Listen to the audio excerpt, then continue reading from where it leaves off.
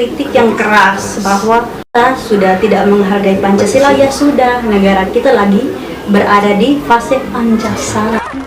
Yang pertama negara Pancasila, sekarang menjadi negara Pancasila. Satu, Tuhan yang Maha Esa. Dua, kemanusiaan yang adil bagi semua. Tiga, persatuan pada betul. Empat, pimpin oleh hikmat kebijakan dalam kemusyawaratan mufakat. Lima, keadilan negara Pancasila, sekarang menjadi negara Pancasila. Satu, Tuhan yang Maha Esa.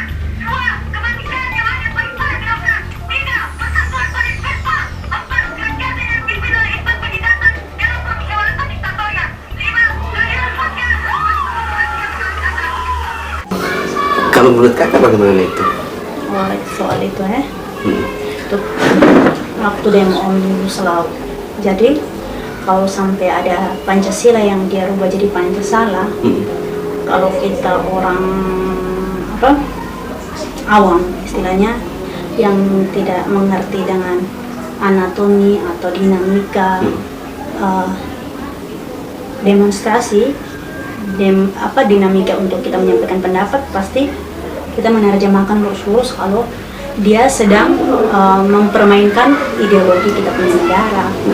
Tetapi yang saya tangkap dari narasi yang dia sampaikan itu kritik keras untuk pemerintah atau dalam hal ini bagian legislatif sebagai pembentuk undang-undang dan ya peraturan dan sebagainya, kalau mereka ini sedang di jalur yang tidak baik-baik saja, maksudnya lagi tidak di jalur yang benar.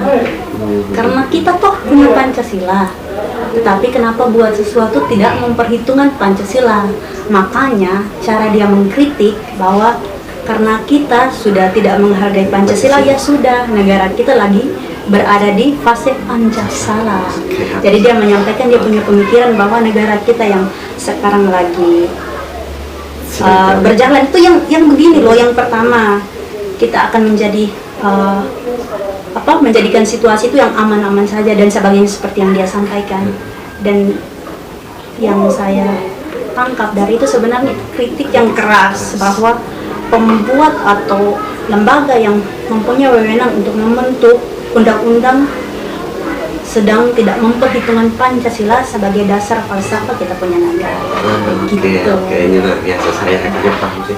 Saya pada awalnya ketika saya nonton itu ya, itu saya berpikir, Pancasila dasar negara kita kok bisa diubah. Cuman saya tidak paham kalau tidak berpikir ke situ, Kak. Ini kalau ngomong bisa pikiran saya terbuka. Kalau kita kenapa dia begitu? Karena saat itu seperti yang Kak bilang tadi, kita sementara tidak mengikuti dasar ideologi itu. Jadi Pancasila diubah jadi Pancasila. Ya karena lagi tidak benar-benarnya lagi di jalur yang salah. Jadi kan kita kalau mau tahu kenapa dia sampai menyampaikan yang hal seperti itu, ya intinya di situ. Dia punya inti dari dia sampaikan dia punya pendapat, yaitu kita lagi tidak baik-baiknya. Itu intinya sebenarnya. Tuntas dari hukum. Jelas, karena orang yang mengerti dasar dari Pancasila, walaupun Pancasila itu sendiri itu adalah dasar negara, tetapi dalam proses pembentukan itu dia juga punya dasar tersendiri.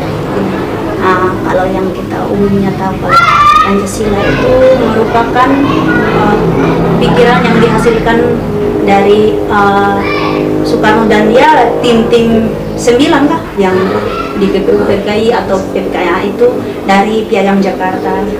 Tapi kita yang masyarakat awam yang tidak pernah belajar khusus lagi soal Pancasila itu belum sadar kalau di balik Pancasila yang 5 sila ini itu dulu ada pemikiran lain yang mempengaruhi untuk Soekarno merubah bunyi Piagam Jakarta itu menjadi ketuhanan yang Maha Esa dari yang syariat Islam itu.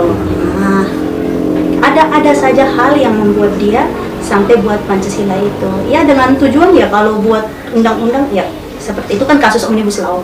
Kalau buat sesuatu itu harus memperhitungkan itu karena inilah dasar hukum yang paling top. Kalau kita jalankan kita tidak butuh undang-undang yang lain kalau sebenarnya kita mampu mengimplementasikan Pancasila seperti itu sih menurut saya.